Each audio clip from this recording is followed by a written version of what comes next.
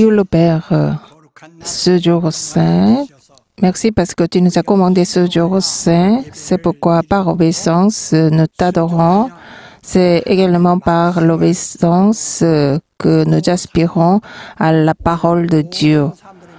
Que tous les saints puissent recevoir la grande grâce et bénédiction. Je prie au nom de Jésus. Amen. Lisons le résumé du sermon intitulé « Obéissez à la parole ».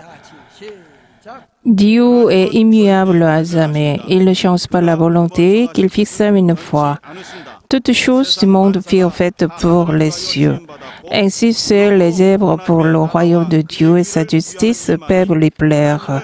Comment un fermier pourrait-il travailler pour le grain? De même qu'il cultive pour lui-même, les œuvres de Dieu doivent faire sa joie.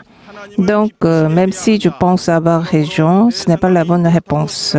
Croire que les paroles de Jésus-Christ et celles des prophètes ne furent pas proférées d'eux-mêmes, mais provenaient de Dieu, c'est l'inspiration. Il faut avoir foi en la parole de Dieu et obéir, mais le faire avec continuité et obtenir la solution que Dieu détermina. Le Saint-Esprit pour cela. Les fils des hommes vivent avec de nombreux problèmes. La solution ne se trouve cependant que dans la parole de Dieu. La vraie foi étant fondée sur la parole de Dieu, recevez-la dans l'âme et faites qu'elle s'accomplisse. Jésus-Christ est le même hier et aujourd'hui. La prière, c'est ce qu'on offre honnêtement à Dieu par la foi. Transcendons nos idées personnelles et obéissons au Seigneur Jésus par la foi en lui. Toutes les réponses se trouvent déjà dans la Bible. Amen. Dieu est immuable à jamais. Nous disons que nous croyons en Dieu, mais malgré cela, on considère Dieu comme un être conceptuel. C'est pourquoi on se dit qu'il est dans notre pensée. Si on ne pense pas, il n'existe pas. C'est de cette manière que nous nous méprenons sur Dieu. Dieu est vivant. Lui,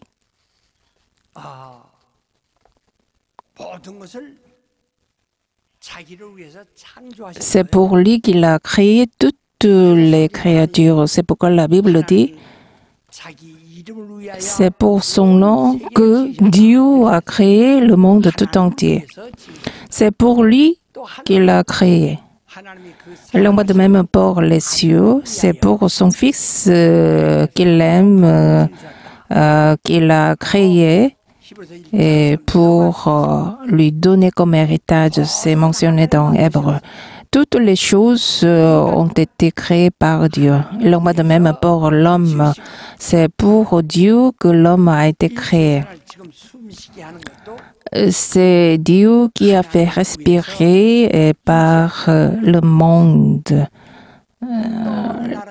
Toutes les créatures puissent respirer par Dieu. Alors, un jour, Dieu va arrêter toutes les créatures qu'il a créées. Il y aura le dernier jour dans ce monde. Toutes les choses, c'est ce que nous devons croire. C'est pourquoi nous devons faire selon la volonté de Dieu. C'est selon la volonté de Dieu que toutes choses se fonctionnent. Parce que Dieu a créé toutes choses pour lui et il travaille pour, selon sa volonté et c'est pourquoi tout s'accomplit selon sa volonté. Mais l'homme se dit Dieu existe pour moi, c'est pour moi que Dieu existe, c'est pour moi qu'il a créé le monde, c'est le grand malentendu. Si on fait ainsi, c'est impossible d'avoir la communion avec Dieu. On ne peut qu'être ennemi contre Dieu. Même si on cherche à vivre longtemps, c'est impossible. Ça dépend de Dieu.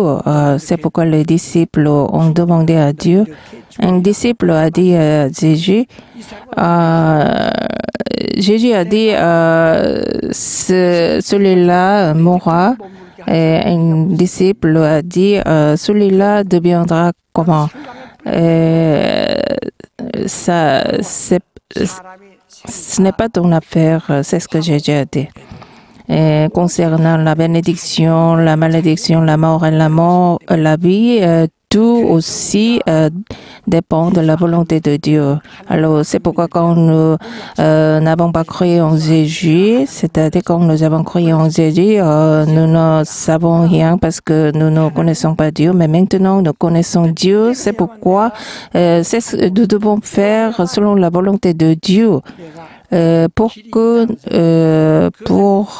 le chemin. C'est ce qu'il faut reconnaître et comprendre. Jésus dit, moi je suis la vérité, le chemin et la vie.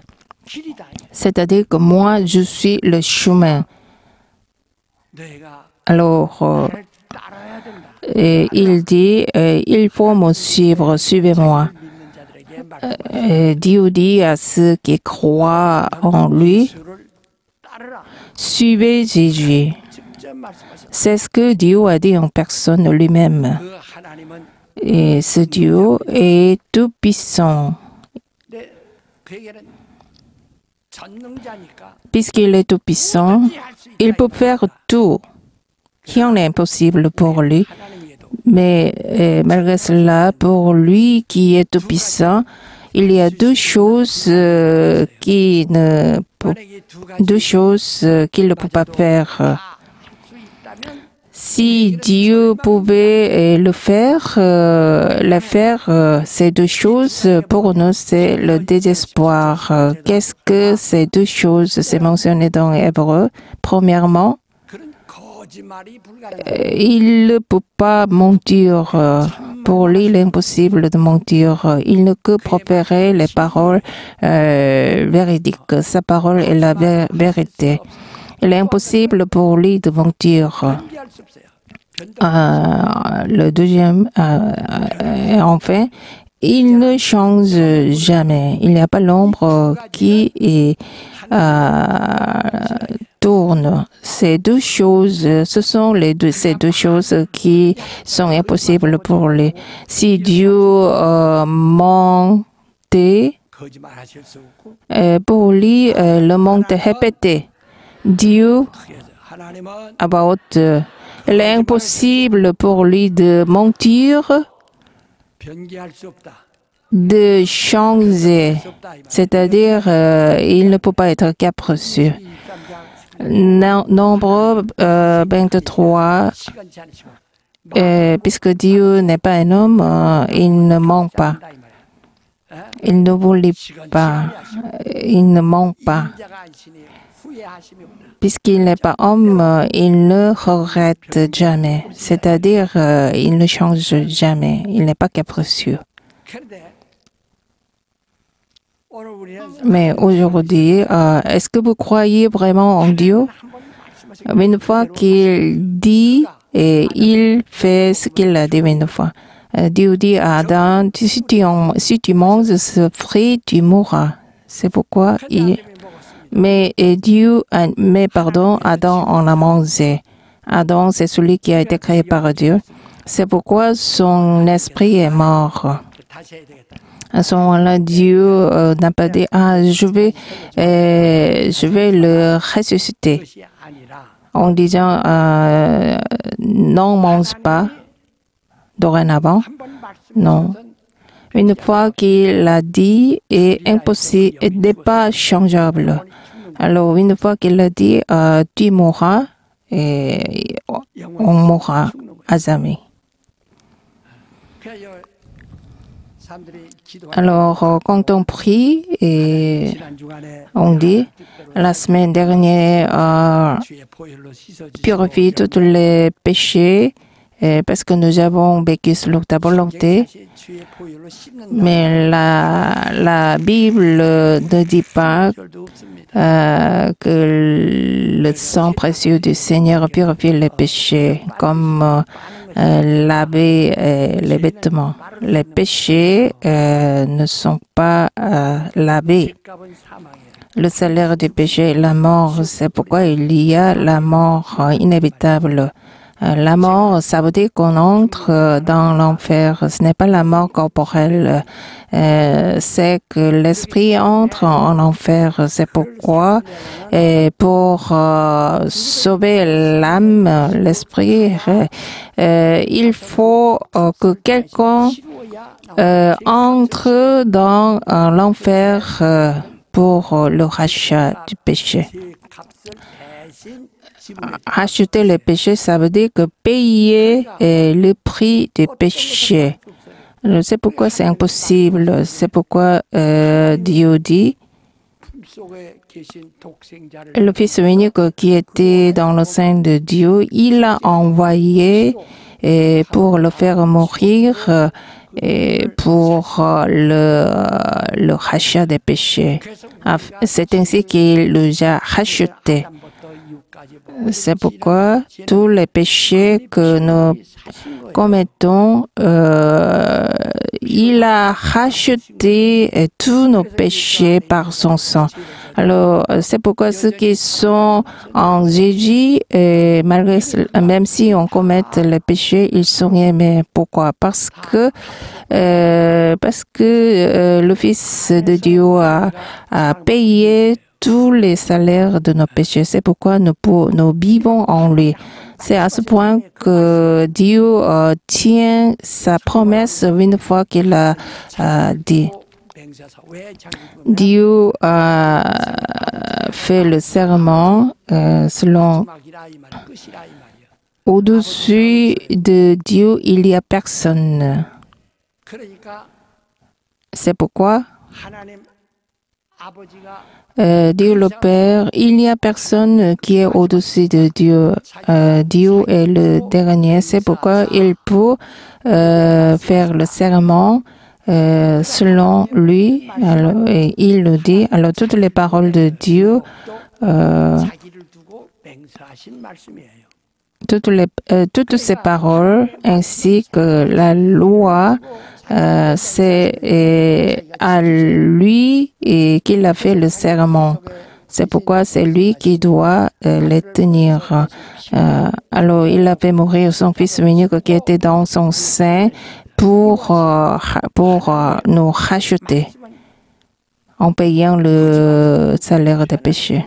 C'est pourquoi la parole de Dieu ne change jamais. Alors, même Dieu doit tenir ses paroles, quoi qu'il arrive. C'est justement sa parole. C'est cette parole que nous croyons, vous et moi. 1 Jean, premier chapitre, premier verset, dit au commencement était la parole. Ce commencement ne se réfère pas au commencement qui a le jour de la création. Non, c'est avant l'éternité. Avant l'éternité était la parole de Dieu. Cette parole était avec Dieu. Elle est Dieu. Et alors, la parole de Dieu est identique, égale à Dieu. La parole de Dieu contient l'autorité, la gloire, puissance de Dieu. La parole de Dieu. Alors, si on n'obéit pas à la parole de Dieu, c'est désobéir la parole à Dieu. Pourquoi? Parce que la parole de Dieu est Dieu. C'est pourquoi il s'agit d'obéir à la parole de Dieu.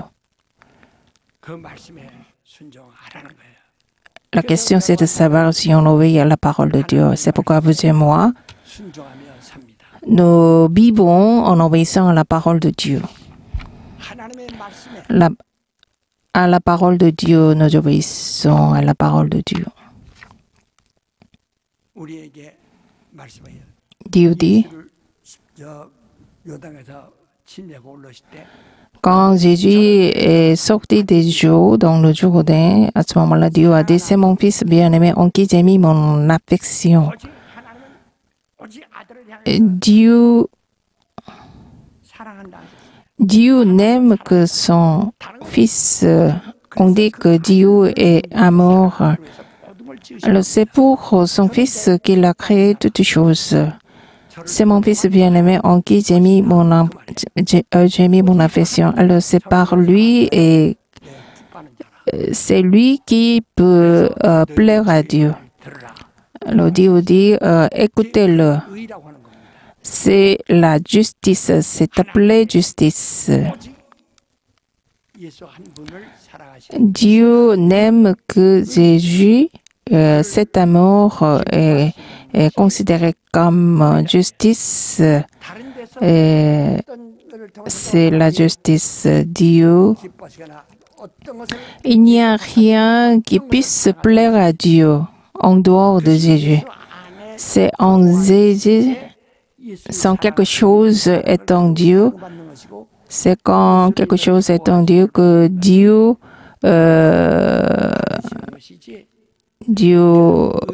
est satisfait.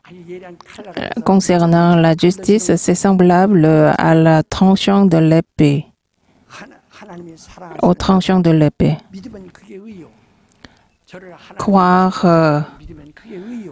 Croire que Jésus est aimé de Dieu et qui plaît à Dieu, c'est la justice.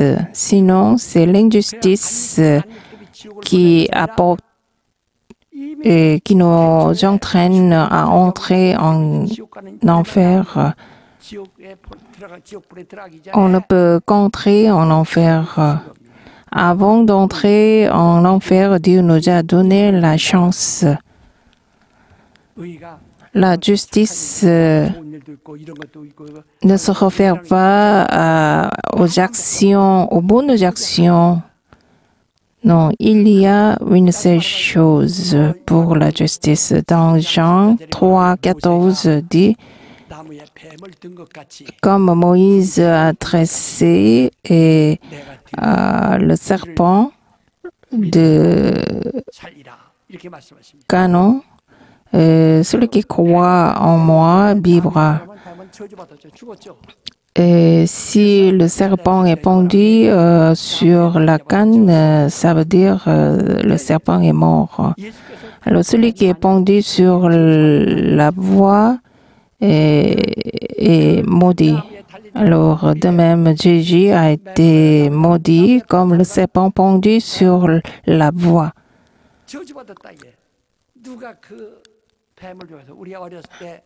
On n'aime pas le serment.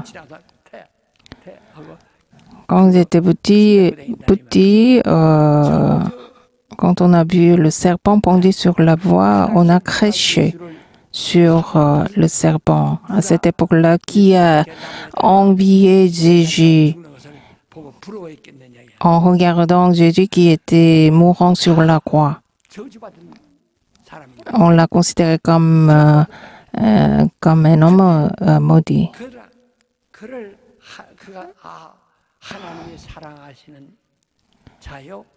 Mais malgré ça, c'est celui qui est aimé de Dieu et qui a plu à Dieu. Croire à cela, c'est la justice.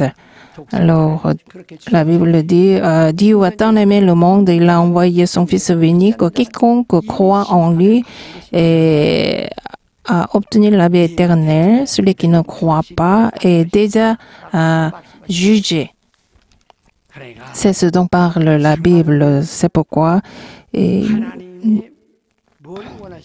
devons bien comprendre ce que Dieu veut.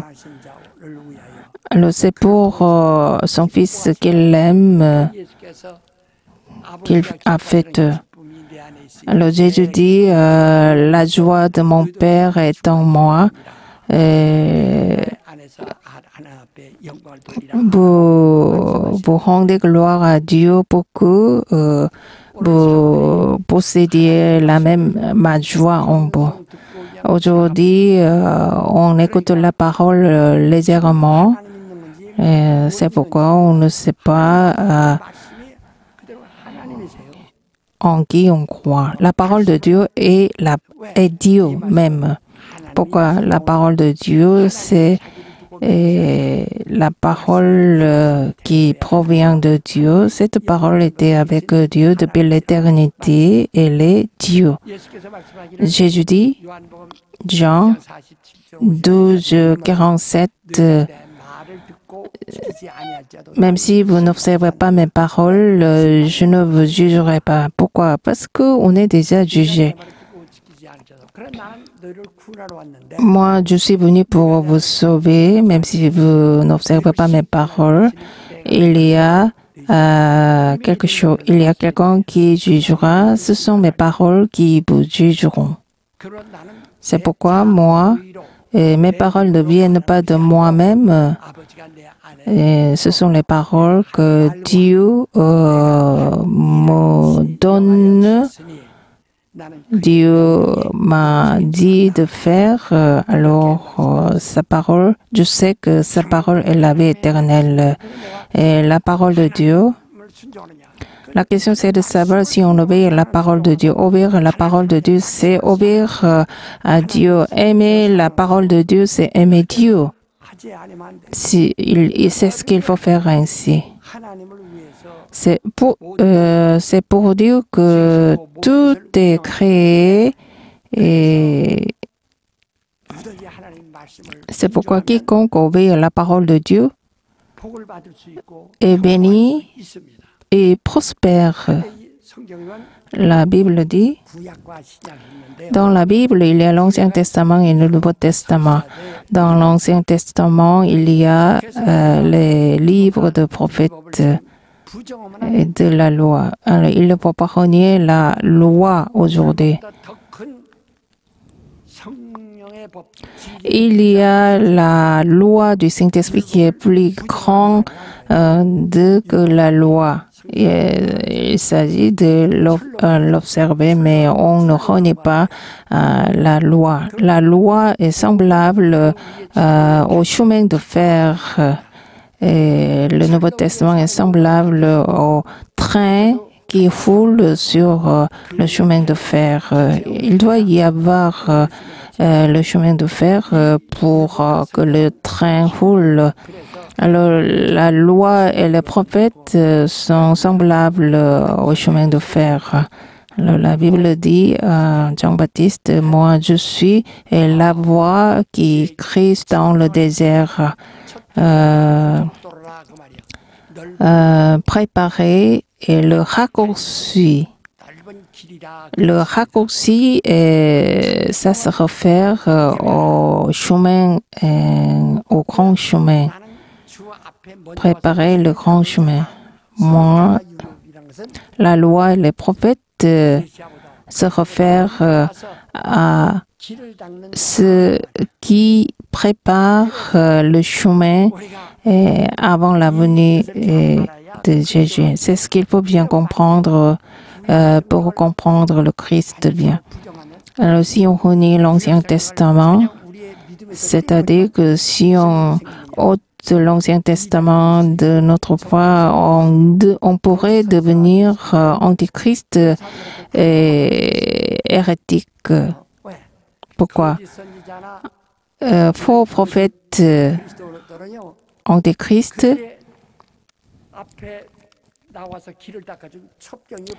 pour eux, il n'y a pas le raccourci qui a préparé le chemin. Parce qu'ils se présentent prophètes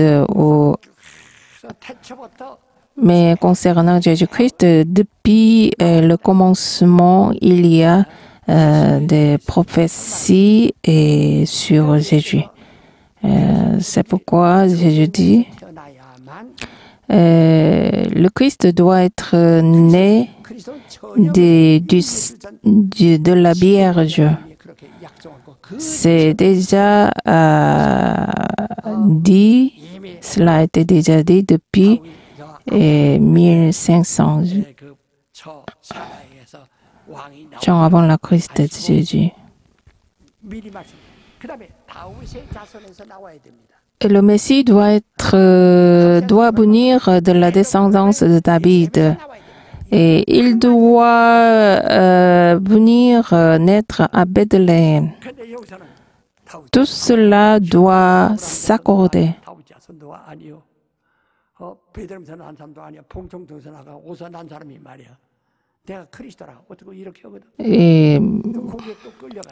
Mais les hérétiques ou bien l'antéchrist se présentent Christ et qui n'est pas né à Bethléem de la Vierge. La Bible dit le Saint-Esprit et l'Esprit, mais quelqu'un, un homme se présente le Paraclet, même s'il a ses enfants, mais les gens le suivent.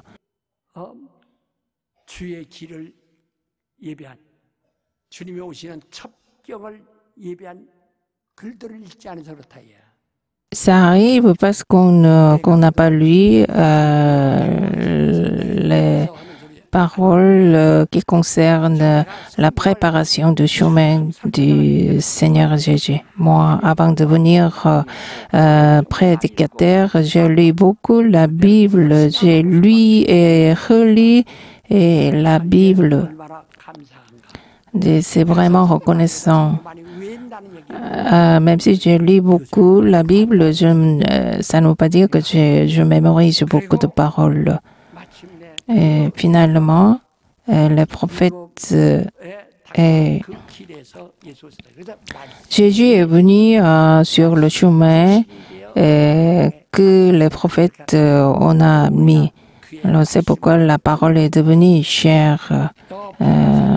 C'est pour cette raison que nous lisons la Bible. Sur la montagne de transfiguration, Jésus a dit, Dieu dit pour Jésus, c'est mon fils bien-aimé en qui j'ai mis mon affection. Écoutez-le. Qu'est-ce que notre foi? Ça, c'est la justice, c'est-à-dire écouter la parole de Dieu. C'est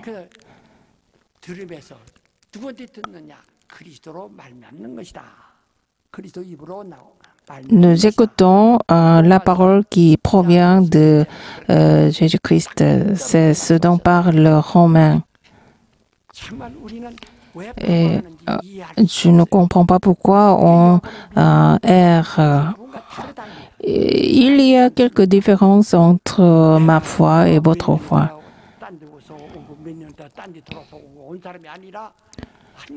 Moi, depuis un demi-siècle, je suis là. Alors, ma parole que je prêche n'est pas changée. Ma parole n'est pas changée depuis 50 ans. Alors, écoutez bien, écoutez-moi. Ici, Naaman, il est le général syrien. À cette époque-là, il y avait une grande guerre.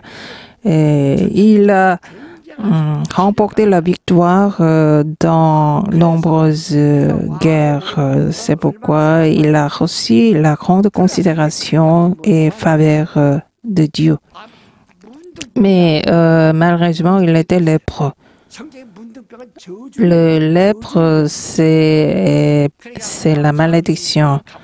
Alors, puisqu'il était commandant, il paraît très, très imposant. Mais une fois, quand il est dévêtu, il n'est qu'un lèpre. C'est pourquoi finalement, Élisée a écouté cette histoire. Élisée était en train de prier et Naaman est venu en chair, en vêtements somptueux, puisqu'il était commandant syrien. Le serviteur a dit Naaman, le commandant Naaman est venu, mais Élisée a dit dit aller dans le jardin et laver son corps 7 fois.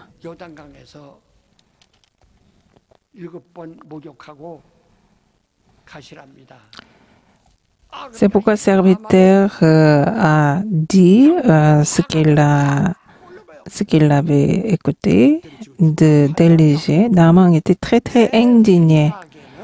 Et il dit, voici ce que je me disais.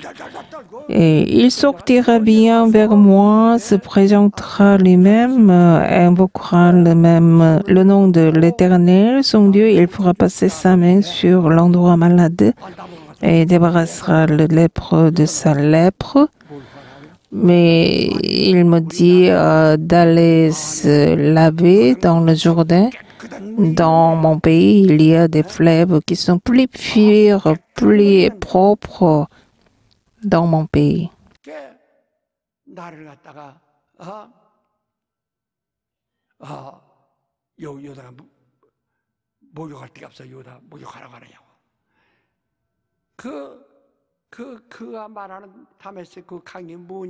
Le fleuve de Damas dont Naaman a parlé,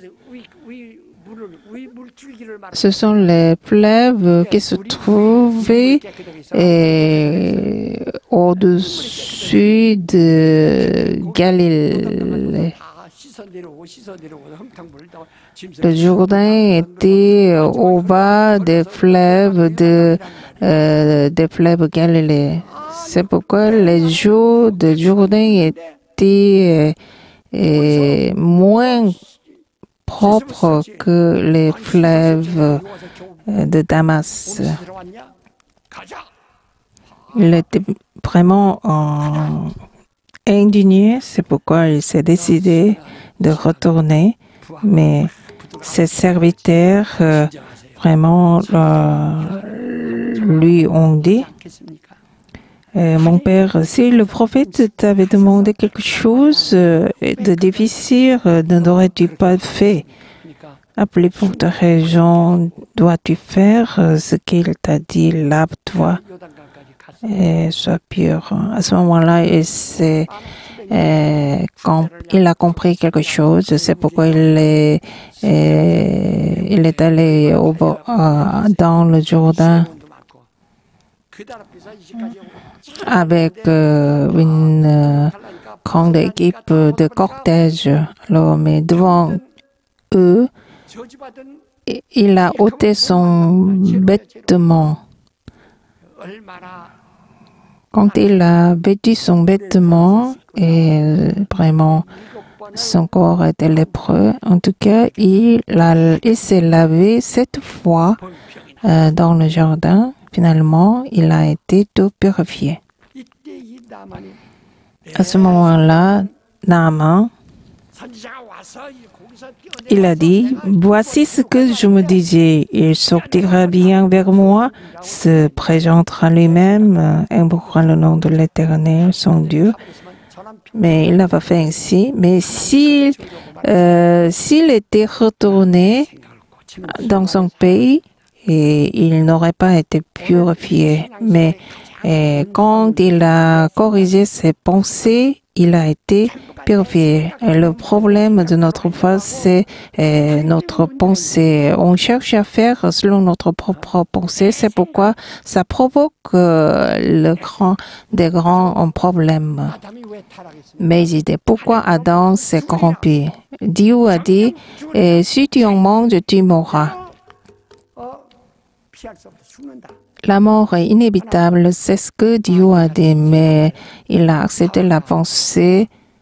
Ève a accepté la pensée donnée par le diable. C'est pourquoi elle se disait, c'est vrai, si j'en mange, je pourrais être égal comme Dieu. C'est pourquoi elle en a mangé.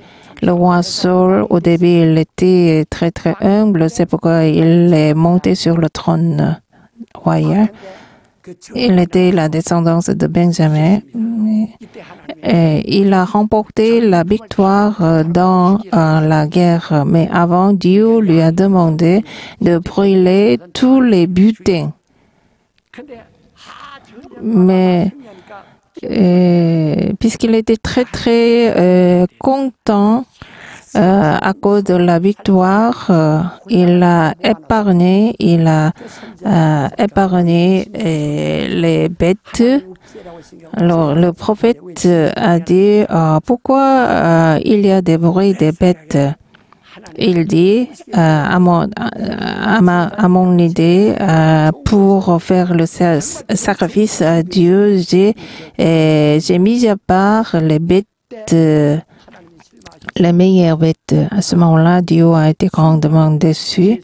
L'obéissance est plus précieux que les bêtes. Désobéir la parole de Dieu, c'est plus mauvais qu'obéir, c'est plus mauvais qu'à consulter les sorcières. C'est pourquoi Dieu l'a détrôné. Après, il a choisi le fils d'Isée. Dieu a choisi David comme le roi d'Israël.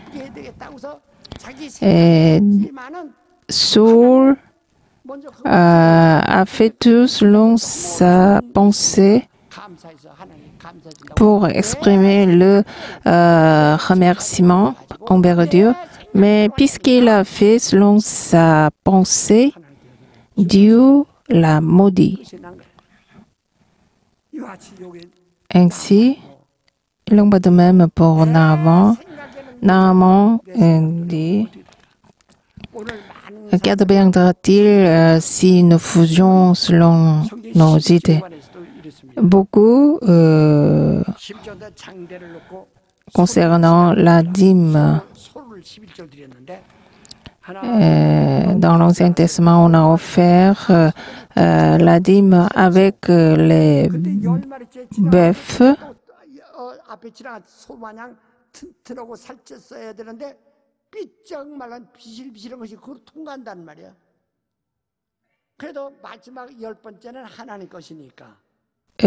Parmi des bœufs, le 10e bœuf est à Dieu. C'est pourquoi il faut offrir le 10e bœuf à Dieu, mais même si ce bœuf est plein de défauts, il faut lui offrir le 10e bœuf, mais même si le bœuf défectueux, il faut l'offrir sans changer. Ce qui est à Dieu, il est impossible de changer ce qui est à Dieu. Si on change, on mourra. C'est mentionné dans la Bible. Comme Saul, il se disait vraiment, je voudrais vraiment offrir ce butin à Dieu comme le sacrifice, même si c'était de bonne volonté.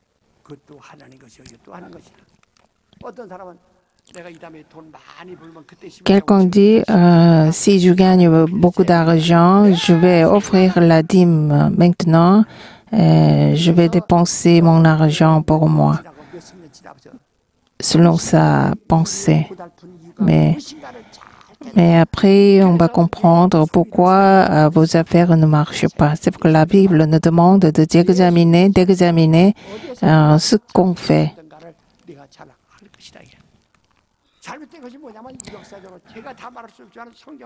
Je ne peux pas tout dire, la Bible dit, puisque nous avons fait selon nos pensées, ça ne marche pas.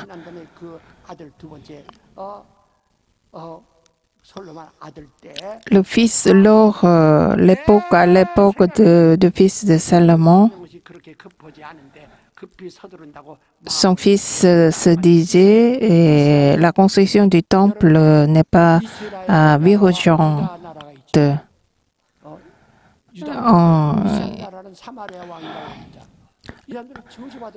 Le roi d'Israël a été maudit, le roi samaritain. C'est pourquoi Israël a été détruit. D'Israël, le Sauveur et Seigneur n'est pas venu de l'Israël. Il faut bien comprendre. Aujourd'hui, quand ça ne marche pas, la Bible dit, Romains, il dit, les pensées du corps sont la mort, mais la pensée de l'esprit, c'est la paix.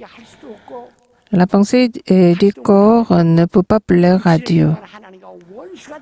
Les tendances du corps sont ennemies et contre Dieu. Nos pensées sont ennemies contre Dieu. Mais en ayant ces pensées, on se défie à la parole de Dieu.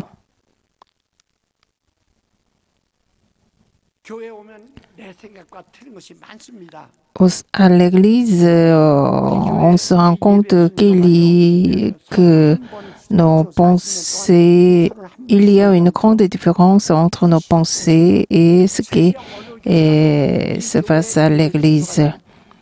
Les jours du culte, de notre culte, sont changés.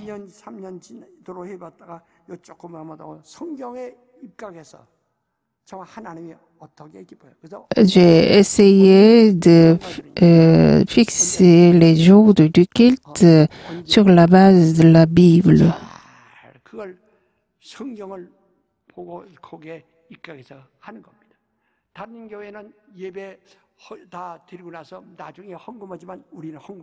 Aux autres églises, on offre les offrandes après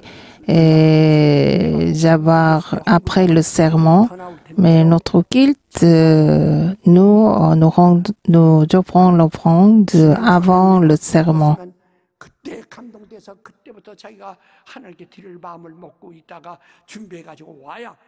Parce que il faut se préparer l'offrande en avance. La Bible dit la vraie offrande.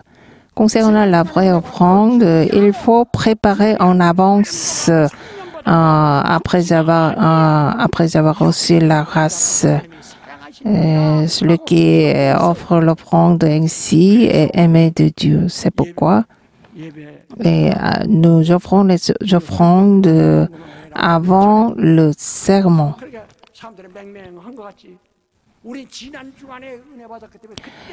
Pourquoi? Parce que nous avons déjà reçu la grâce le dimanche dernier. Et après avoir reçu la grâce, on s'est décidé de faire la dédication. C'est pourquoi on se prépare. On prépare l'offrande. Alors, les jours du culte, de notre culte, sont vraiment bons. Mais au sein de l'Église, vous pouvez constater une grande différence entre vos idées et je lis la lettre que le Saint écrit à moi. Je lis sans faute. Écrivez dans le monde. Il n'y a pas l'Église qui permet aux saints d'écrire n'importe quoi au pasteur. Vous pouvez écrire tout ce que vous voulez. Et, et quand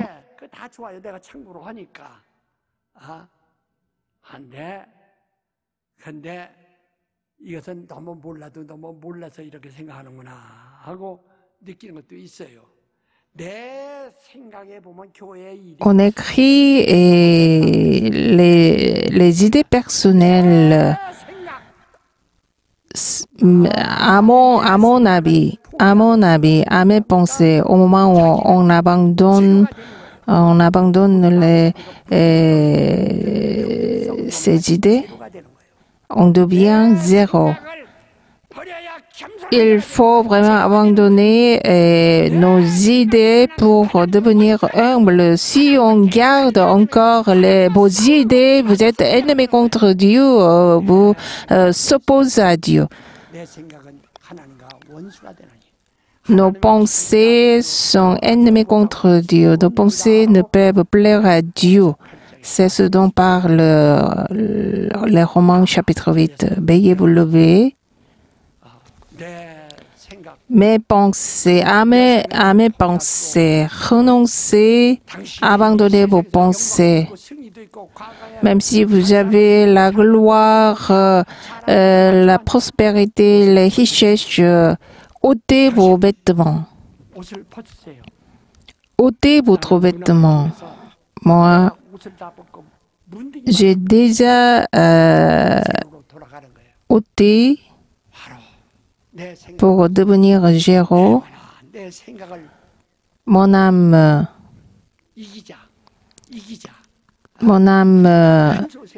transcende mes pensées. Répétez. Mon âme transcende mes pensées. Mon âme transcende mes pensées. Mon âme transcende mes pensées. C'est à cause de nos péchés que notre vie de la foi est empêchée. C'est déjà mentionné dans la parole. Toutes les paroles de Dieu s'accomplissent. La réponse se trouve dans la Bible. Quand vous êtes confié, faites selon la parole. En transcendant vos pensées, répétez, mon âme, sois heureuse par le Saint-Esprit en transcendant mes pensées. Mon âme, sois heureuse par le Saint-Esprit en transcendant mes pensées. Prions à voix haute pour cela.